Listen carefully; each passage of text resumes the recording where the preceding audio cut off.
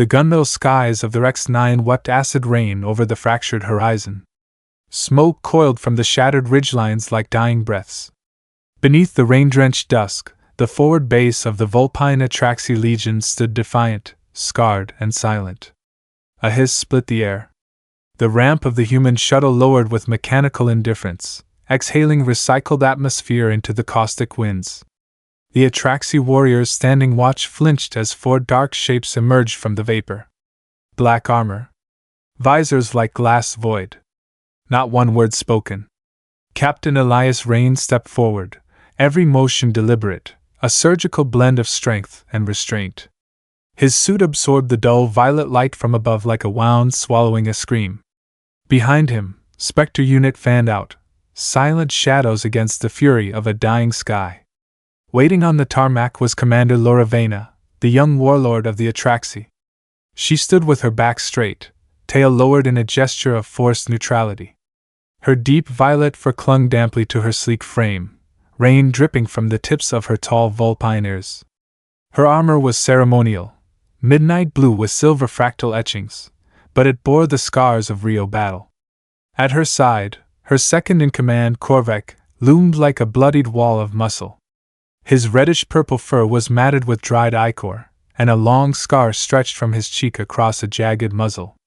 He growled low, barely concealing disdain. "Captain Rain," Lura said, her voice a melodic contralto laced with steel. "The Conclave sends for. To advise? To win," Elias replied, helmet retracting with a hiss. His angular face, marked by a subtle scar over one eye, betrayed neither warmth nor hostility. "You've been fighting a war of attrition against the Drek. You're losing." Korvek bared his fangs. "We do not require human arrogance, Captain." "No," Elias said coolly. "You require survival." Inside the command spire, holographic maps flickered above a central table.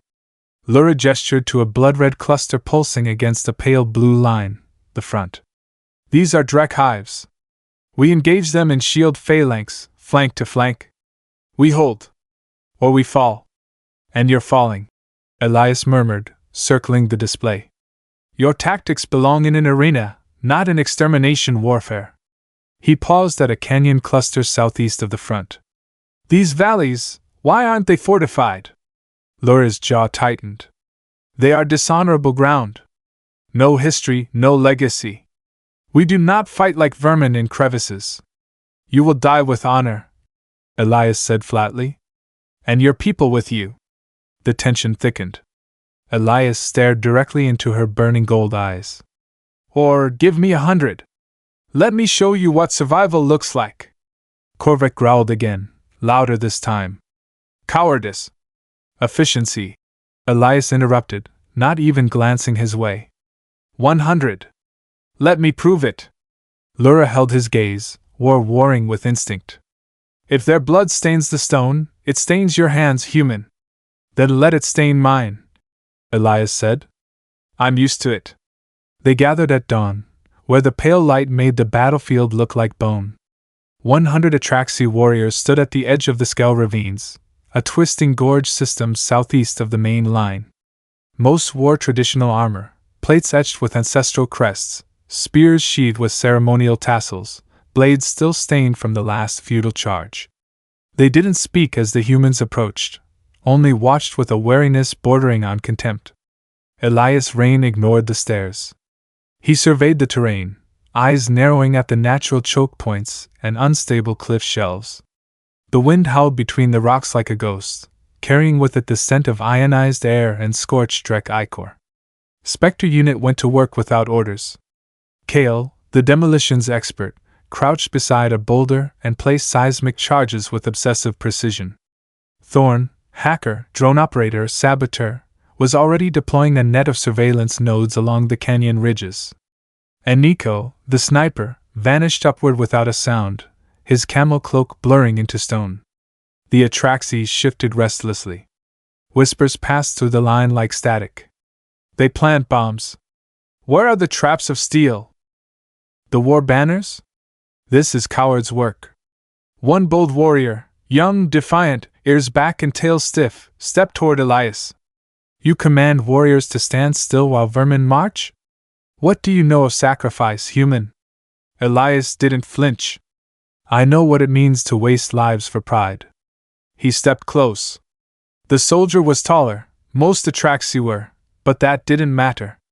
Elias's presence pressed inward like gravity. When the Drek come, you will hold that mouth of stone. Shield wall only. No charges. No glorious roars. Just discipline. And if we are overrun? The youth spat. Elias looked past him, up at the narrowing sky above the gorge. Then I detonate the sky. Luravena stood on the ridge, arms crossed, tail low. She had followed, not to intervene, but to witness. To weigh whether this cold-eyed alien was a fraud, or something more. When the Drek came, they came like thunder. The vanguard was fast, six-legged beetle-limbed horrors coated in blackened carapace and driven by hive rage. Hundreds. Thousands. They surged into the canyon with clicking shrieks and acidic spittle that melted rock. The Atraxi shield line braced.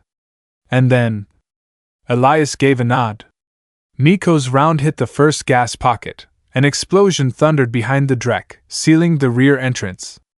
Panic and pressure swelled. The swarm surged forward blindly. Right into Elias's trap. "Now," he whispered. Kale triggered the charges. Canyon walls collapsed inward. Rock and ash and fire poured down like divine wrath. Drek shrieks were swallowed by stone. The Atraxi didn't move. They didn't lift a single blade. When the dust settled, the entire Drek vanguard was gone. Not a single Atraxi soldier had died. Silence reigned. Then a low murmur passed through the line, not disbelief, but awe. From the ridge, Lura watched the dust clouds twist into the dawn light. Her tail flicked. Her voice was low, unreadable. He buried them alive. No answer came. Elias didn't celebrate. He didn't turn to the warriors. He just walked to the edge of the ridge and looked to the next canyon. The canyon was silent, but the base was not. The warriors returned under a bruised sky, walking not with triumphant swagger, but with something more dangerous, conviction. Their armor still gleamed. Their blades remained sheathed. Their eyes, though, those glinted with a new kind of reverence. And fear. Commander Vena awaited them on the ramparts of Atraxi Hold. She had not moved since sunrise, her tail motionless behind her, the wind tugging at her battle cloak. She had watched the mission's end from afar, and the aftermath had coiled tight inside her chest like a snare. She descended to the landing pad as Elias and Spectre unit disembarked from their armored crawler. The moment she saw him, something within her bristled. It wasn't contempt. It wasn't attraction. It was conflict. "You buried them," she said, voice level, but tight. "They were already dead. They just didn't know it yet," Elias replied. Korvek stood behind her, trembling with restrained rage. "You've stolen their glory. Their ancestors will not recognize them." Elias stepped forward past Korvek, speaking directly to Lura. "The Drek don't care for your ancestors, Commander. They will turn your bones into mulch and never know your name. What matters is that your people are alive." She said nothing. Her warriors looked on from the shadows of the hold. Listening. Judging. "You think this is victory?" Korvek sneered. "A pile of rocks? No war cries? No blood?" Elias's voice dropped, quiet and cold. "You mistake noise for power, Korvek. I deal in outcomes." Before Korvek could answer, a klaxon pierced the air. They rushed to the command center. A holographic feed shimmered to life. Scout teams were reporting a mass Drek swarm, 10 times the size of the Canyon's strike force, advancing on the western ridge. The flank Elias had warned about. "They adapted," he said quietly. "Faster than expected." Lura's claws tapped the edge of the command table. "They come for vengeance. They come for your rigid tactics." Elias snapped. Tension crackled between them. His bluntness. Her pride. The unspoken awareness that they were standing on opposite ends of something too big to name. Lura's voice was quiet. "What would you do, Captain?" Elias walked slowly around the display. Pull all warriors back to the secondary cliffs. They'll hold the Drek in range of our fire lines. You would run, Korvek accused. No, Elias said. I would let the Drek chase ghosts. And when they're surrounded by smoke and fire, I'll teach them how humans end a war. Lura's gold eyes locked onto him. The room was silent. I want full command of 1 century, he said. No oversight. That is treason, Korvek barked. Giving command to an alien? He could betray us. He already buried our enemies alive, one warrior said from the back. All turned. The voice belonged to Vashan, the same young soldier who had challenged Elias earlier. His eyes were firm. Changed. I was there. I saw the Drek die screaming under the earth. Not one of us was lost. He did not dishonor us. He saved us. Korvek stepped forward, teeth bared. You disgraced the ancestors. No, Lura cut in, her voice sharp. She stepped between them. She looked at Elias. You have your century. But if they die, if your tricks fail, you will answer to me. Elias met her gaze, his expression unreadable. Then I suggest we don't fail. The sky darkened early that day. Clouds clotted over the cliffs like bruises on skin, and the wind blew dry, too dry. Not rain, but ash. Elias stood on the stone battlements above the cliff line, peering into the valley below through a scope mounted on a fixed tripod. The Drek swarm was close. He could feel it. Not by sound, not by sight, by rhythm. The same rhythm you feel in your bones when a train's coming before it hits the rails. Behind him, the 100 Atraxi warriors fanned out along the rocky escarpment. Their armor clanked, their tails twitched with tension. Many still eyed the humans warily, though fewer than before. Nico lay flat on a high perch, calibrating shot angles through his sniper scope. Kale and Thorn were halfway down the slope, planting charges and transmitter relays into the rock. Lura Vena stepped up beside Elias, her cloak snapping in the breeze. You don't seem afraid, she said. I am, Elias replied without looking at her. I'm just not new to it. She studied his profile. Unshaven jaw, high collar black against his pale skin, eyes scanning the valley with clinical detachment. Not a warlord. A weapon in human skin. I watched your team move this morning, she murmured. Each one acts like a piece of a machine. A perfect, bloodless machine. We've bled plenty, Elias said. Just not in ways your warriors understand. She tilted her head, ears angling toward him. Then help me understand. He looked at her for the first time. You fight to prove something to your ancestors. I fight so no one else ends up feeding theirs. That struck her like a lash. The wind pulled at her mane. For a moment, the warrior mask slipped, and behind it, she looked young. Tired. Determined. Do you ever miss it? She asked. The old way? Face to face. Blade to blade. Elias considered. I miss when I thought it mattered. Before she could answer, Thorn's voice crackled through comms. They're here. A tremor rolled through the ground. Then another. Stones danced on the cliff edge. From the haze, a wall of chitin emerged. Thousands. The Drek roared. Hold, Elias said into comms. Kale, wait for the midline breach. Yes, sir. The Drek surged forward like a tidal wave made of knives and clicking teeth. They scrambled over rocks, through crevices, accelerating fast. Some had wings, others sprayed acidic bile that hissed on contact with stone. The Atraxi readied shields. Lura gave no command. She stood still, watching Elias. No, Elias whispered. Kale triggered the first line. Explosions erupted down the slope, cutting off Drek flanks, funneling them into the central path. The swarm howled and surged forward faster, exactly as planned. Then Elias gave the second command. Smoke wall. A line of canisters burst along the front. Not explosives, dense violet gas, thick and oily, refracting the Drek's echolocation. The swarm flinched, disoriented. Archers, Lura ordered, her voice rising like a blade drawn from its sheath. Atraxi plasma bolts lanced into the smoke. The Drek screeched, confused, hemmed in by rock and fire. Elias raised a hand. Thorn! Split them! Another device activated, subsonic pulses tuned to Drek drone harmonics. The swarm began to fragment. Confused. Fighting each other. It's working! Lura whispered, stunned. No, Elias said. It's beginning. The first Drek slammed into the cliff face like a wave striking a fortress wall, and then they climbed. Hooked limbs dug into the granite, scraping out footholds. Others scrambled over their backs, hissing, chittering, vomiting acidic bile that seared stone and steel alike. Kale's voice came through the comms.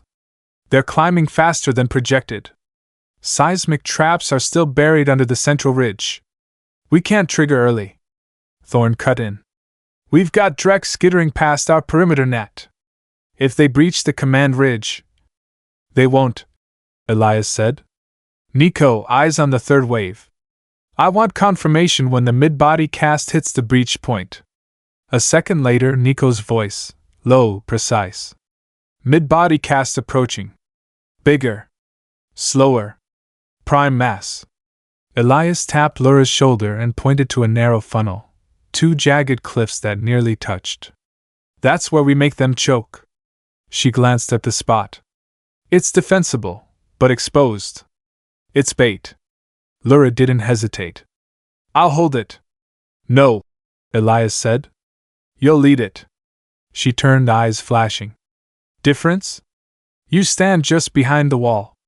Let them hit your shields, not your face. Lura smirked.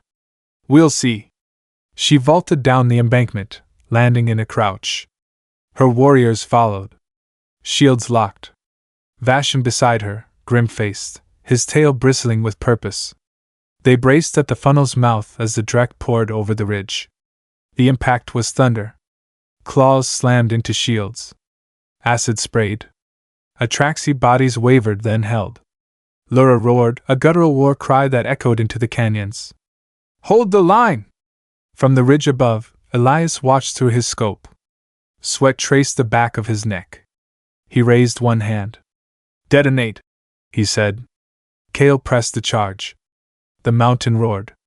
A curtain of rock dropped behind the Drek mass at the funnel, sealing their rear. Trapped. Then the secondary charges went off, narrowing the walls of the funnel, forcing the Drek to crush into each other. It was no longer a battle. It was a slaughter. But even as the Drek died in droves, some broke through.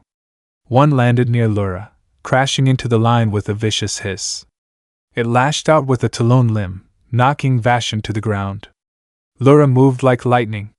She ducked low, rolled beneath the creature's swipe, and came up behind it. Her blade flashed, biting into the soft membrane behind its mandibles.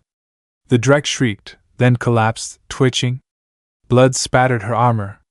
She didn't flinch. Above, Elias was already moving down the slope, pulse pistol drawn. He fired twice, dropping a pair of crawlers that had nearly outflanked the line. He joined Lura at the funnel's mouth, covering her left. She turned toward him, panting, purple fur matted with Drek gore. You said you wouldn't fight. I lied. She laughed, just once, short, savage. Good. Together, they held the breach. The line did not break. By nightfall, the Drek were in full retreat. Only 17 Atraxi were injured. None were lost. Night fell in silence, not celebration. The hold was lit by dim halogens and open torches, casting long shadows that danced against stone walls still echoing with the war cries of hours past. Smoke from burned Drek carcasses drifted on the air. The stench of acid and charred shell clung to every breath. Lura stood alone on the overlook. She had removed her armor. Beneath, her bodysuit clung to her form, the violet of her fur dimmed with sweat and grime. Her tail twitched once, then stilled. Below her, the wounded were being treated. Vashan was among them, his ribs cracked, his forearm burned, but alive. They had held. They had survived. But she wasn't sure what they were anymore. The warriors had not spoken in the traditional way after the battle. There had been no chance, no honoring of the fallen, no recounting of glorious combat. They had looked at each other with wide, shaken eyes. And then they had looked to the humans. Elias appeared at her side without sound, as he always did, part shadow, part gravity. You held them longer than projected, he said. She didn't look at him. Because we were too angry to die. You were disciplined. We were desperate. Elias let the silence stretch. Then, gently, you don't like how this feels. She turned on him suddenly. Her golden eyes sharp, burning. You don't get to win our war and then dissect our grief, Elias. His gaze remained steady. You're not grieving. No. You're transforming. That silenced her more than any blade. She turned away, her ears flattening slightly. Her voice came low. Our songs say battle is a dance. A rhythm older than memory. Today it felt like numbers. Like calculations in blood. He stepped closer, just enough that she could feel the heat radiating from him. War isn't a dance. It's a disease. You either evolve or you die. Laura's tail flicked. Your people learned to survive. Mine learned to matter. You can do both, he said. But only if you choose which matters more. She looked up at him, searching his eyes, the shadows within. For once, she didn't see cold calculation. She saw weight. Scars. A man who had lost more than he ever spoke aloud. A soft beep interrupted them. A signal from Spectre 3. Transmission from orbit. Thorne's voice crackled through the calm. Encrypted channel. Source, Conclave Liaison Arhis Sil. Elias stiffened. He's early. Patch it, Laura ordered, her voice cool again. The hologram bloomed in midair. A tall, skeletal figure with gray feathers and flowing diplomat robes appeared, Arhis Sil, liaison from the Galactic Conclave. His beady eyes blinked slowly. Commander Vena. Captain Rain. I bring greetings from the Conclave. And concerns. Elias didn't blink. You watched the battle? We did. It was efficient, Sil said, his voice like velvet over razors. But troubling. Laura crossed her arms. Troubling how? You fight like humans now, he replied. The hologram of Arhis Sil shimmered with pristine resolution, no static, no distortion. Every detail was deliberate. His robes gleamed white against the soot-streaked command center. His eyes, dark and emotionless, fixed on Laura. Elias stood with arms folded, but his stance had subtly shifted. He was no longer the soldier. He was the shield. You speak as if survival is distasteful, Laura said coolly. Sil gave a slow, predatory smile. Survival is commendable. But the manner of it raises questions. Then ask them, Elias said flatly. Sil ignored him, eyes still locked on Laura. The Atraxi have always been respected for their traditions, their integrity, their clarity of purpose. The battle today, while effective, exhibited tactics far beyond Atraxi doctrine. Correct, she replied. He tilted his head slightly, feigning curiosity. Was that your decision? Laura paused. It was a joint command. And if those tactics, he made a soft gesture, like brushing dust from a surface, had long-term consequences? Cultural degradation, perhaps? Loss of identity? Elias cut in. That's not your concern. Sil turned to him now, expression unchanged. Everything is the Conclave's concern, Captain. Especially when irregular elements are introduced to a volatile region. Your concern should be the Drek, Elias said. Not the methods we use to bury them. Oh, the Drek will return, Sil said, his voice suddenly sharp.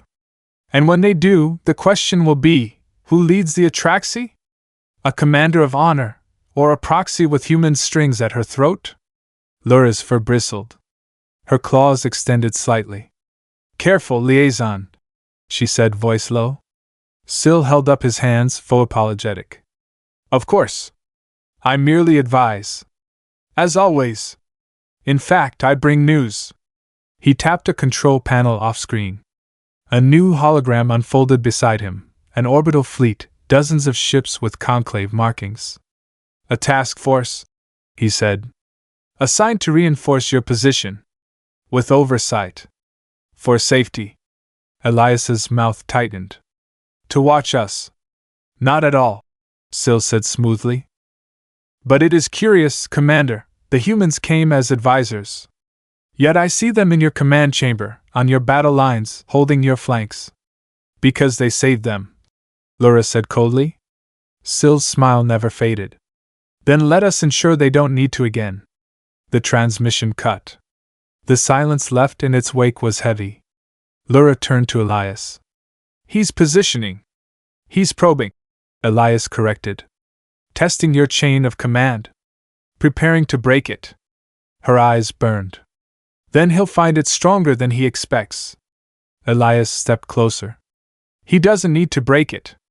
Just make others believe it's broken. Lura looked toward the war table. Toward the warriors outside, still patching wounds and whispering about the human who buried the swarm.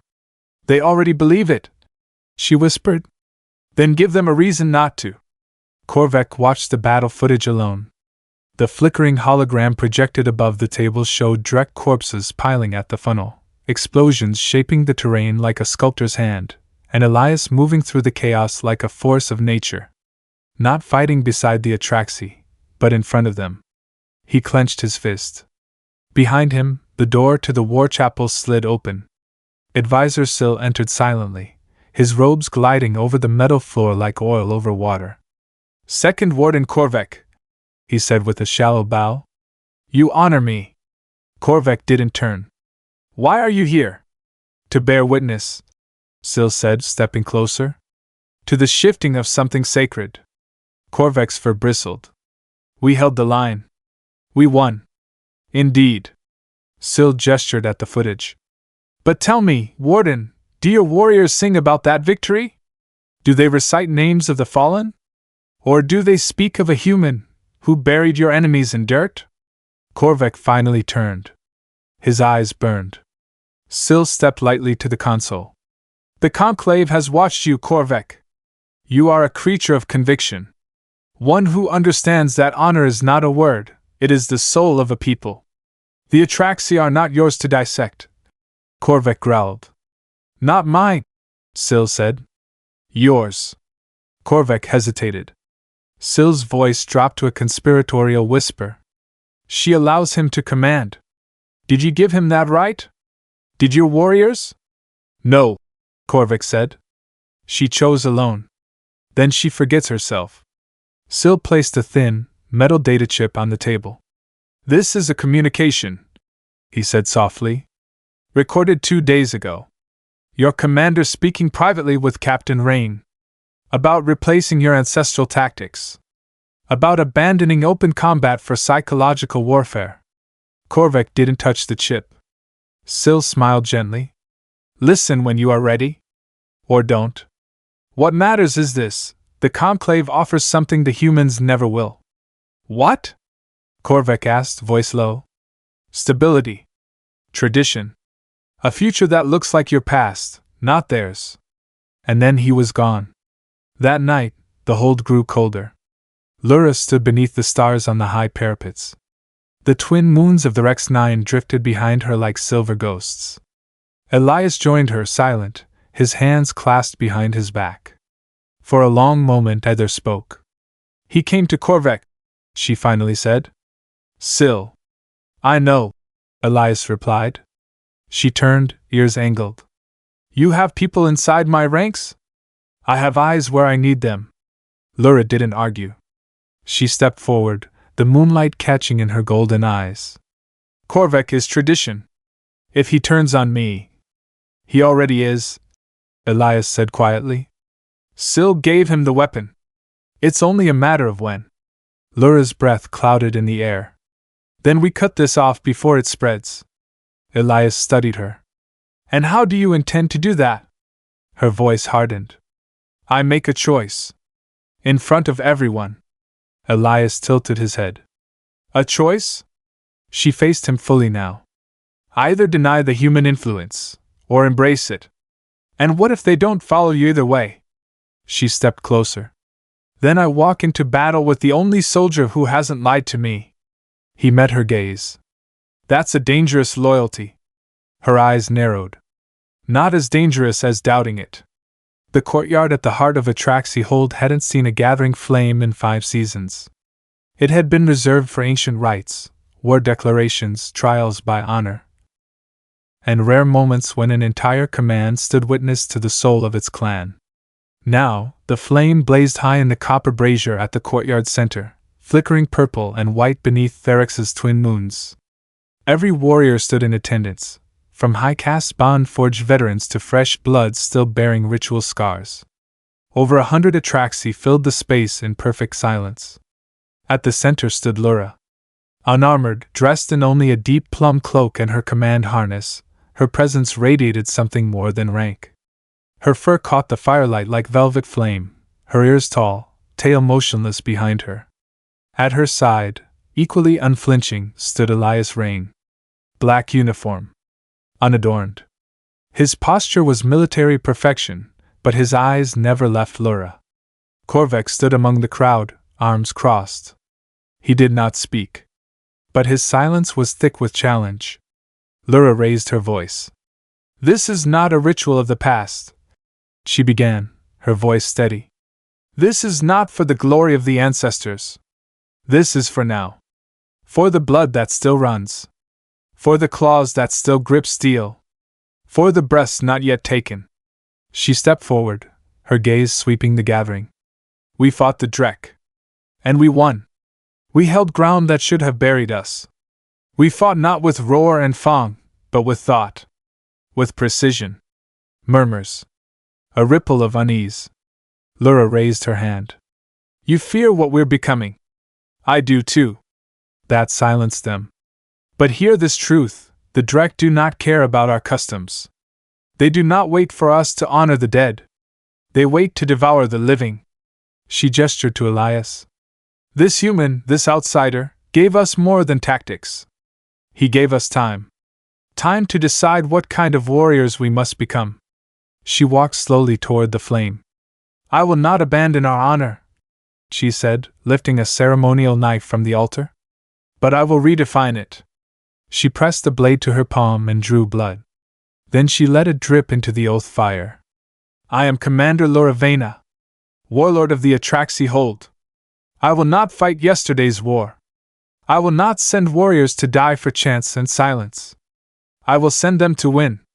She turned back, blood still trailing from her hand. "If any among you believes I've fallen, speak now." Korvek didn't. But someone else did.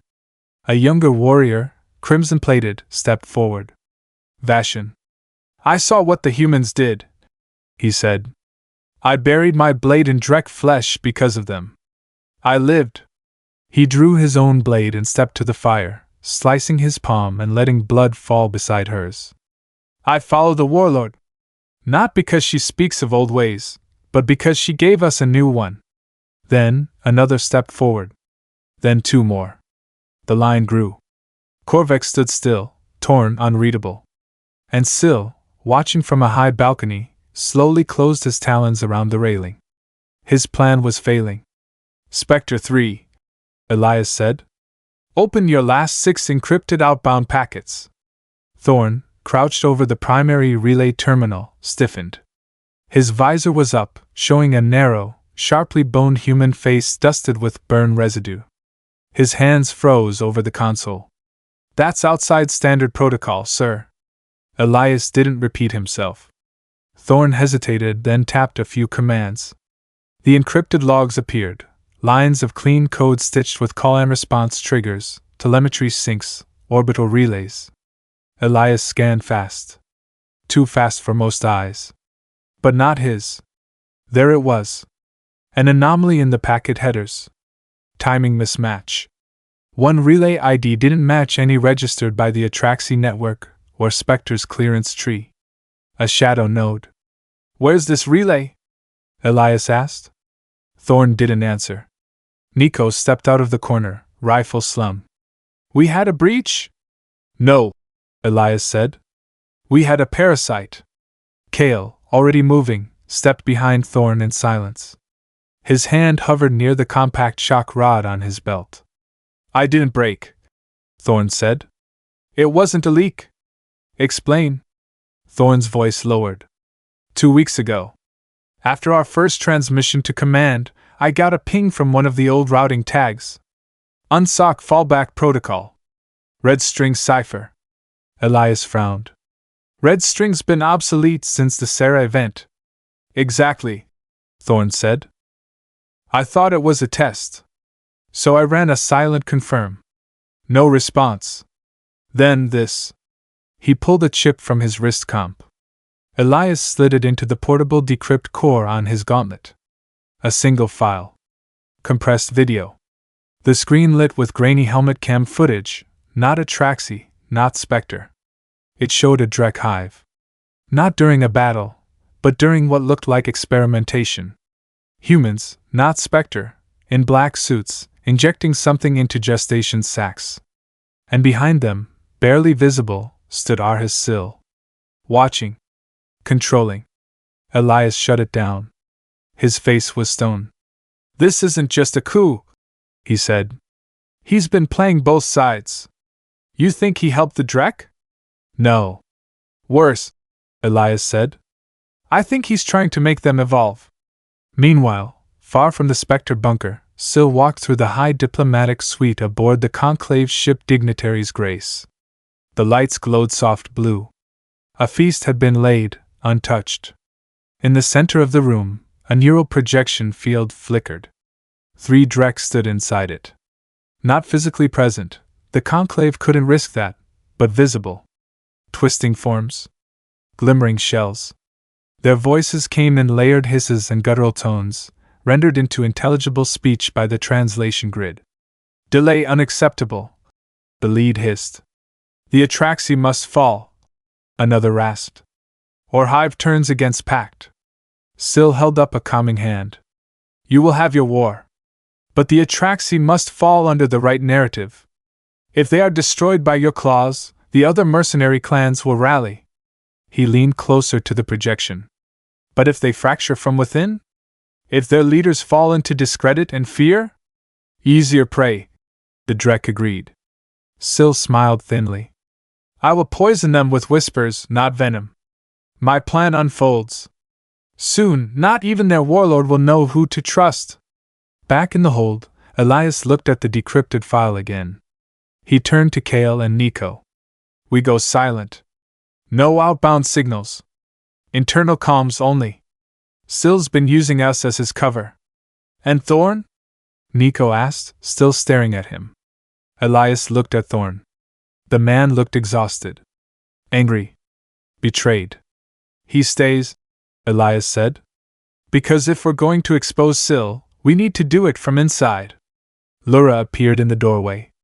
Her fur was still matted with dried blood from the oath fire, her eyes sharp. What did you find? She asked. Elias held up the chip. Proof. Of what? He met her gaze. That your enemy isn't just the Drek. It's the council that gave them teeth. Atraxi Hold's warning sirens erupted at dawn. Not the slow, deliberate drone of a perimeter breach. This was the shriek of imminent death, high-pitched, furious, and close. Elias and Lura reached the upper watchtowers in seconds, side by side. The sight beyond the ridge was unlike any Drek approach they'd seen. No skirmish lines. No probing vanguard. Just one unstoppable wave. Black, seething, shrieking. The swarm poured across the plains like a living shadow, not charging toward the gates but toward the foundation of the hold, the ancient volcanic rock upon which everything stood. They're not attacking the walls, Kale said grimly from a nearby perch. They're trying to bring the whole damn mountain down. They're going for the lava seams, Elias muttered. Smart bastards. Lura's claws clicked softly as she gripped the railing. That's not Drek doctrine. No, Elias said. It's Sil's. Thorn appeared behind them, pulling up live seismic telemetry on a wrist display. They're tunneling. Already weakened the western flank. Structural integrity compromised. If they trigger a collapse, Lura said slowly, The hold falls into molten rock. Exactly. Elias nodded. And the council gets a convenient tragedy. Lura's eyes narrowed. How do we stop it? Elias pointed to the lowest ridge, a blackened crack where a direct tunneler had already breached surface. We seal it. Not with fire. With precision. 10 minutes later, Elias and Lura were sprinting through a scorched corridor beneath the hold, leading a strike team of 10 Atraxi warriors and 2 Spectre operatives. Smoke filtered in from hairline cracks. The temperature was rising. They emerged into the seismic cavern, an ancient pressure chamber once used for geothermal regulation. It was now a combat zone. For direct tunnel beasts, hulking monstrosities the size of small transports, clawed at the rock with horrifying efficiency.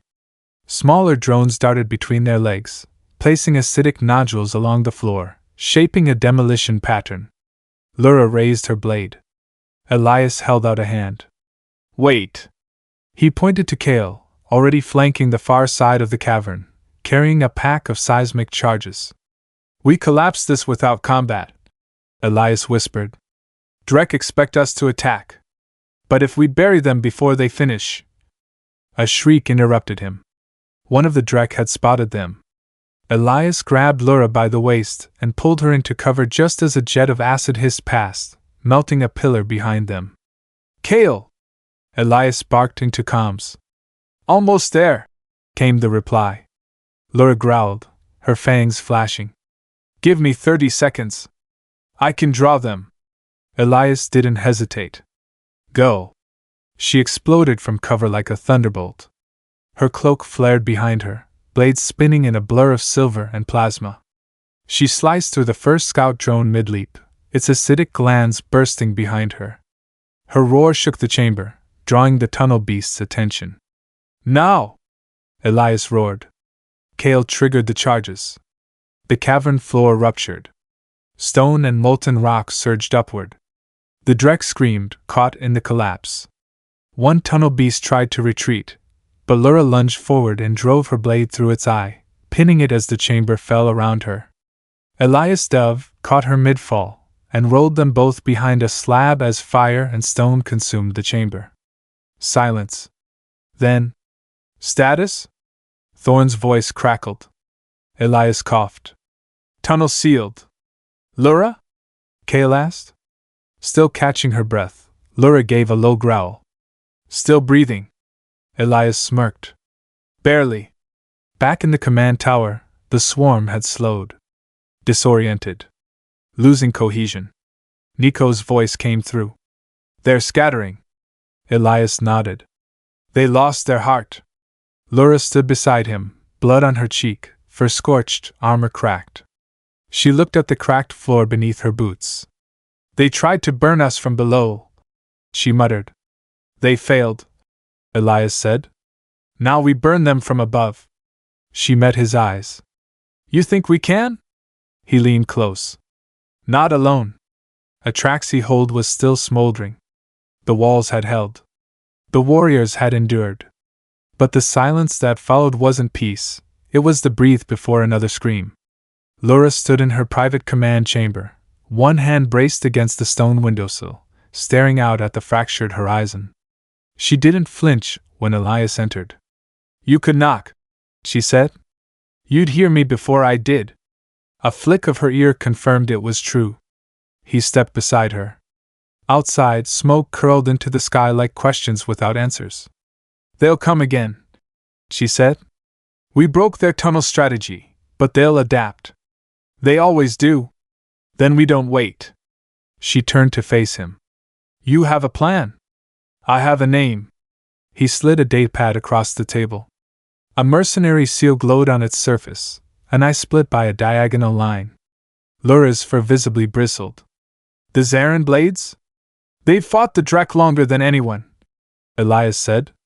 They're brutal, unpredictable, but effective. They're murderers. Raiders. Half their captains were exiled from Atraxi space after the Kavarn Pact collapse. And the other half have orbital strike cannons, Elias said. We need both. She paced the room like a caged predator. If I invite them here, I give up any pretense of structure. Of discipline. You already broke that structure, Elias said, voice even. Now finish what you started. Build a new one. Lura stopped. You trust them? She asked. No. I trust what they fear. She narrowed her eyes. Which is? He leaned forward. That we survive. That the Atraxi become more than noble bones for the galaxy to bury. Her throat tightened. Then, send the transmission. In the outer ring of neutral space, a fleet drifted like blades among the stars. The Zarin blades. On the bridge of their flagship, Void Maw, Captain Vesk hunched over a flickering comms screen. He was massive even for a Zarin, his plated armor etched with talon marks, his long jaw twitching with amusement. He tapped a claw against the screen. You're serious? He asked. Lura's face stared back through the transmission. Her cloak was torn, her cheek bruised. Her voice was sharp steel. You've always wanted into Atraxi territory. Now you're invited. Vesk grinned. And the catch? You follow my command. You fly our colors. Any rating, any dishonor, and I'll nail your crest to the eastern wall of this hold. Vesk leaned closer to the screen. You sound like your mother. I intend to survive longer than she did. The grin vanished. Then, we'll come. Elias watched Lura after the call ended. She looked, not relieved. Resigned. That wasn't easy, he said. No, she replied. But neither is war. She turned toward him. I was trained to fear the Zarin. To kill them on sight. And now? No, she said. I'm asking them to die for me. There was a pause. He stepped closer. You're not who you were a week ago. She didn't answer right away. Then, softly, neither are you. They stood close, not touching, but near enough that the tension between them felt like another battlefield. Then a call came through from Nico. Captain? You'll want to see this. Back in the command chamber, the hologram shimmered to life. Conclave fleet movements. 30 ships. All rerouting toward Atraxi space. Elias stared at the tactical overlay. They're not sending reinforcements, he said grimly. They're coming to disarm you. Lura's claws slid out instinctively. Let them try. The sky above Atraxi hold turned silver. Not clouds. Not smoke. Ships. 30 conclave vessels pierced the upper atmosphere in a perfect staggered formation. Their hulls shimmered with polished ivory plating and ornate trim, but Elias wasn't fooled. Beneath the ceremonial shine, every cannon was armed, every thruster poised for repositioning. He stood beside Lura on the upper command terrace as the fleet passed overhead like a descending judgment. They're not here to help, he said. No, she replied. They're here to claim. Below, her warriors braced, not for a ground assault, but for the psychological battle to come. Atraxi banners flapped beside newly hung Zarin insignias, still stained from old blood. At the far edge of the sky, the Void Maw arrived. Its dark silhouette crawled into orbit like a scar refusing to fade. The Zarin ships didn't form ranks. They didn't signal parley. They simply appeared, chaotic, unblinking, unpredictable. The Conclave's calm burst first. Arhesil's voice was as smooth as ever. Commander Vena. Captain Rain. We request immediate audience on neutral ground to discuss the future of Atraxi's sovereignty. Elias leaned in. He wants a spectacle. Lura's tail flicked. Then we'll give him one. Hours later, Atraxi Hall of Accord. The hall had been untouched for over a decade. Carved from obsidian and adorned with memory stones, it was designed for diplomacy among warriors, a place where words were considered weapons, and silence, a blade drawn. Now it hosted ghosts, politics, and the impossible. At the center stood a black stone table with no seats. On one side, Lura Vena, flanked by Elias and her 3 honor guard captains, including Vashan, blood-scarred and unbowed. On the other, Arhesil, surrounded by 2 conclave security advisors and a pair of droids that blinked with passive menace.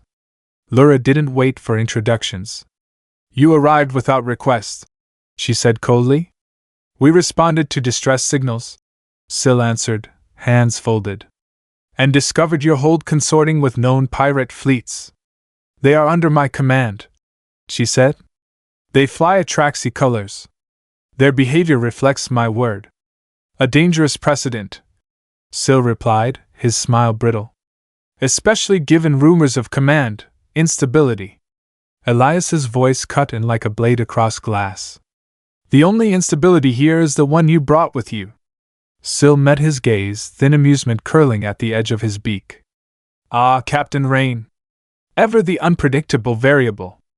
Or shall we call you what the Conclave now designates you? A rogue. Elias didn't blink. Still here. Syl turned back to Lura. Your alliance with humanity and outlaws paints your people as volatile. There are protocols, Commander. Lura stepped forward. The Drek didn't care about your protocols. Neither do I. The droids shifted. Syl raised one hand. Then allow me to clarify. The Conclave fleet will land. Your command will transfer to neutral supervision. Your hold disarms. And your fleet, Atraxi and Zarin alike, will be disbanded. Gasps echoed through the hall. Vashan took a step forward, hand near his blade. Elias's voice was ice. Say that again. Syl's smile widened. This is not a request. This is regulation. He turned to Lura. Comply, or be labeled a rogue entity, and suffer the fate of one. Lura stared at him in silence. Then she turned her head, not to Syl, but to the memory stones that lined the walls. Every stone was engraved with the name of a warrior who had died in defense of the hold. Her voice was quiet. Lethal. You want our weapons? Syl's smile didn't fade. It's the law. Lura reached behind her, drew her blade, and drove it into the stone table between them. A loud crack echoed through the chamber. You'll get them, she said, one at a time. The summons came at dusk. Official. Sealed. Conclave encoded. An emergency tribunal was to be held aboard the flagship in Violet Grace.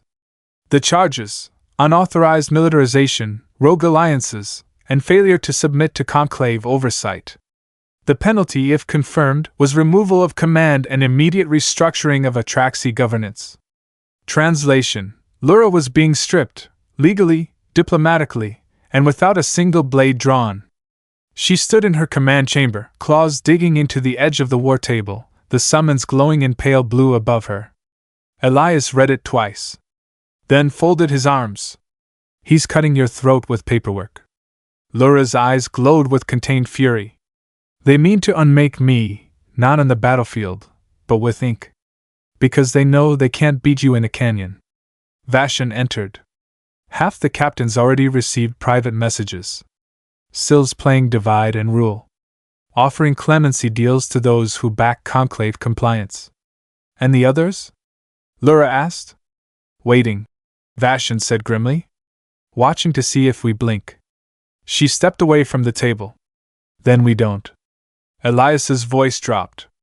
You'll go? Her ears twitched. Of course. That's the point. Hours later, aboard the Inviolate Grace. The tribunal chamber was all polished steel and ceremonial frost. It smelled of sterilized air and veiled threats. A crescent table of judges, mostly Conclave bureaucrats, only one with battlefield scars, sat elevated above the central floor. Lura entered without armor, without rank banners. Just her blood-red cloak and the blade at her back. Elias walked beside her in full Spectre dress uniform. The judges glanced at him like one might glance at a dangerous animal behind glass. Syl rose smoothly. Commander Vena. You stand accused of reckless militarization and breach of Article 17b, Section 4, alignment with unregistered entities during ongoing conflict. His voice carried across the chamber like oil over still water. How do you plead? Lura looked at the judges. I plead survival. A soft wave of murmurs rolled across the chamber. Syl gestured. A hologram shimmered to life above the tribunal, grainy footage of Zaren's ships firing on an unknown target. Another frame, an Atraxi shuttle docked alongside a pirate vessel. Manufactured. Out of context. Evidence of unsanctioned operations. Syl said smoothly. Clear alignment with enemies of stability. He turned toward the judges. And so, in the interest of peace, the conclave proposes the following resolution. Elias cut in. Objection. Syl blinked. You are not. Elias stepped forward, holding up a conclave-encoded data spike. You claim to speak for peace, Elias said. But we have footage of you negotiating with the Drek. Gasps erupted. Syl's jaw clenched. Fabricated. Elias activated the spike. The projection flickered. Then, Syl, clear as day, watching Drek gestation pods. Authorizing deployment vectors. Naming targets. The chamber exploded. No further questions, Elias said coldly. Outside the tribunal, Laura stood silent. Elias stepped beside her. The vote will swing. He's finished. Laura didn't smile. Not yet, she said. There's always one more move. Korvek stood at the base of the atrium, one hand braced against the dark obsidian pillar that had once held the oath banner of his ancestors. He didn't look up as the shuttle landed. He didn't need to. Syl's voice slithered from the shadows. You've seen the tide turn. I've seen the tide drown men like you, Korvek growled. But not her, Syl replied. Not yet. The words dug deep. Deeper than Korvek wanted to admit. She's no longer a Traxi. Syl continued, circling him like a predator. You feel it too, don't you? The way the warriors speak of her now, not like a commander but a myth. The way they follow him. Korvek's claws curled against stone. You could be what they need, Syl whispered. A balance. A correction. He reached into his cloak and held out a small, polished orb. Inside, a fragment of genetic code, flickering gold. Command Authority Sequence, Syl said. One spike in the War Council's neuromatrix, and control reverts. To who? To you. Korvek didn't move. Syl leaned in. She'll thank you for it one day. When she remembers who she was. Back at Atraxi Hold, Laura stood alone in the memory chamber. She stared at the empty flame pit in the center of the room. The flame had not been lit since the oath fire. Part of her wanted to leave it that way. Another part, the one raised on legacy and pride, wanted to ignite it again and burn down everything that came next. Elias entered quietly. You've been quiet since the tribunal. She didn't turn. Because quiet is where betrayal begins. He stepped beside her. Korvek? I don't know, she admitted. That's the problem. You want me to dig? No. Her eyes met his. I want you to watch. Not like a soldier. Like a hunter. Elias nodded once. I know what Syl is trying, she said. He's not trying to kill me. No, Elias agreed. He's trying to make someone else do it. That night, Spectre Unit assembled for silent operations debrief. Elias gave no orders. Kale scanned the relay logs. Nico watched the perimeter. And Thorn hesitated. Elias noticed. What is it? Thorn swallowed. Message burst. Masked? Used Atraxi encryption, but not ours. Who sent it? Thorn brought up the trace. The source, Korvek. The destination, unknown orbital relay node. A brief silence followed. Then Elias's voice, quiet and cold. He's activated the failsafe. Kale looked up. Loyalist coup? No, Elias replied. Assassination. In the inner keep, Laura walked the shadowed corridor toward her quarters, alone, unarmored. The air was too still. A whisper of movement behind her. She turned, claws half out. And Korvek stepped from the darkness. You walk lightly, warlord, he said. You walk like a ghost, she answered. He looked at her, really looked.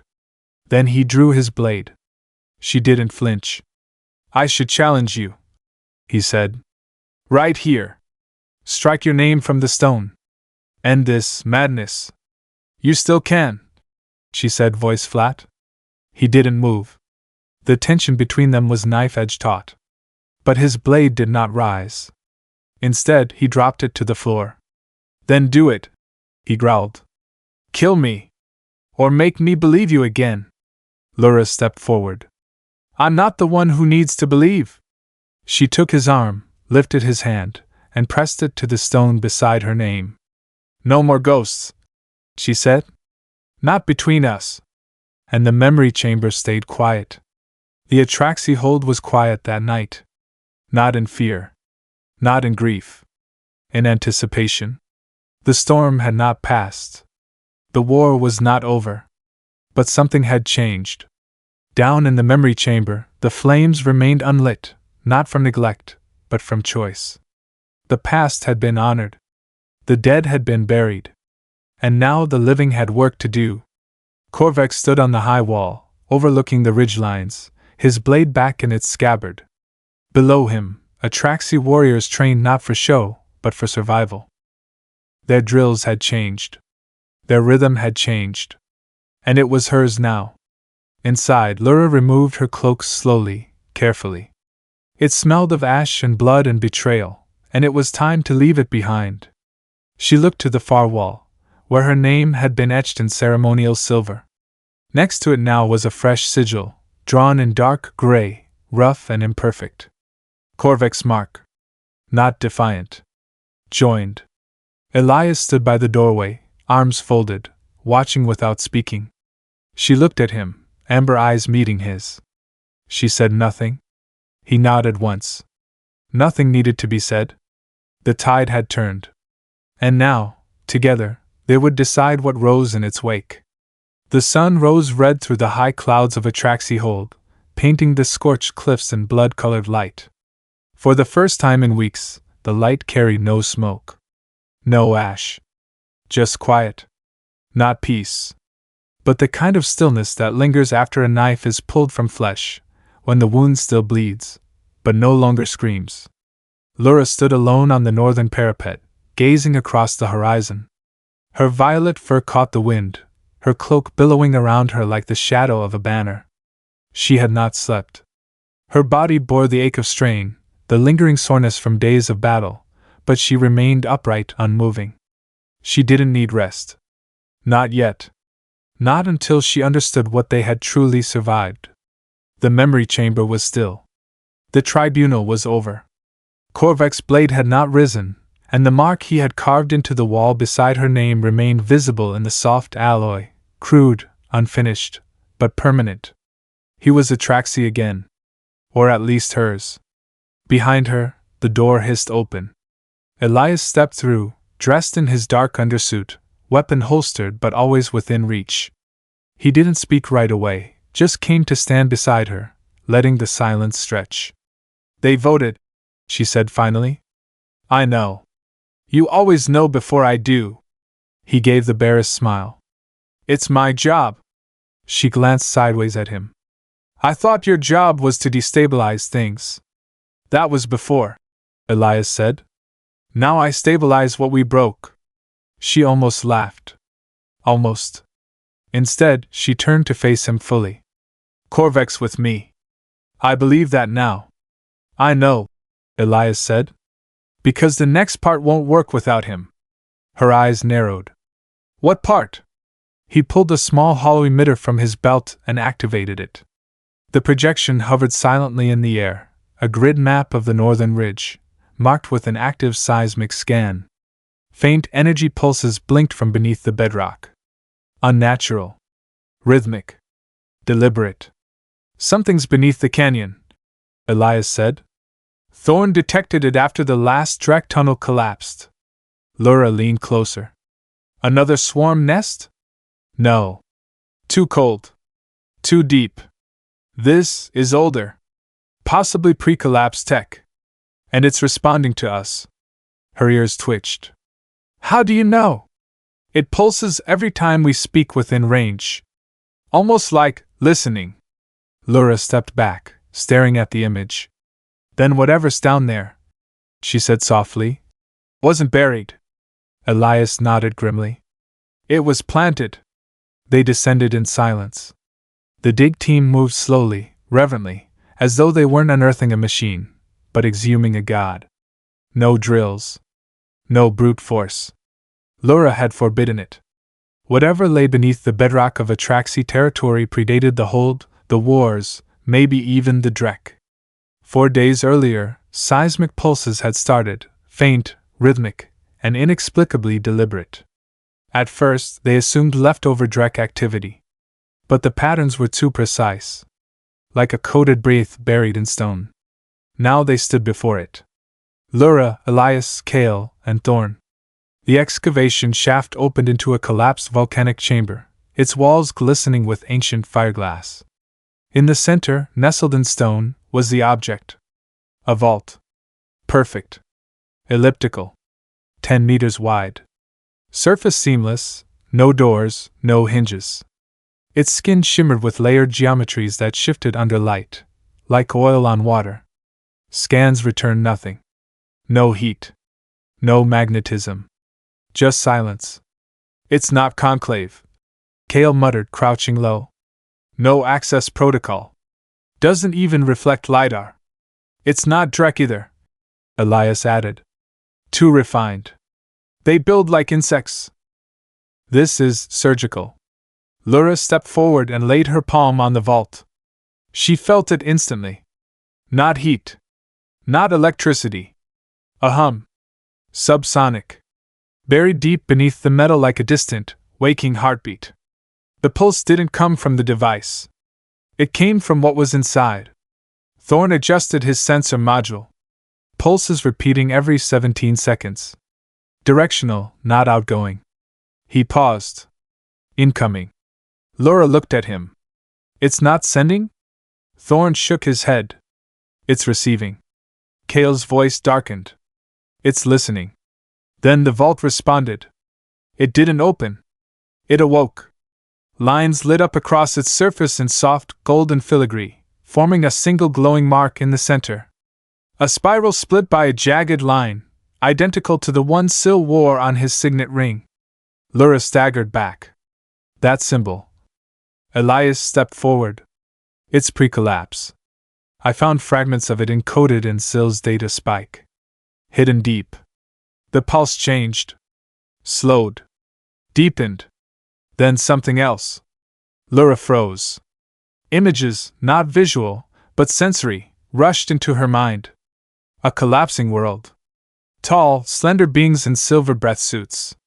Machines crawling like insects across desert bones. A vault being buried under volcanic stone, with something inside it. A final experiment. A sealed survival. She blinked hard. Her knees nearly buckled. Elias caught her. What did it show you? Her voice was dry. Hoarse. It's not Drek we've been fighting. Not really.